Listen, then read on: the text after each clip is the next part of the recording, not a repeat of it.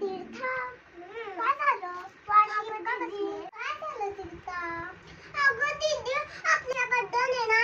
हो.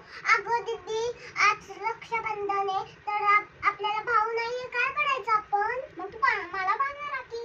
अगं दीदी, राखी तर भावाला बांधतात ना, तर माझी बहीण आहे, तुला कशी बांधू मी? काय होतंय, बांधा मला राखी.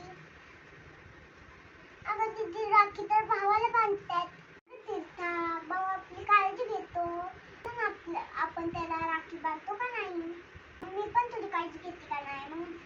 मग आणि बघ, हे बघ, मम्मी तुला मारताना किती मी वाचवलं, तुला सांग बरं.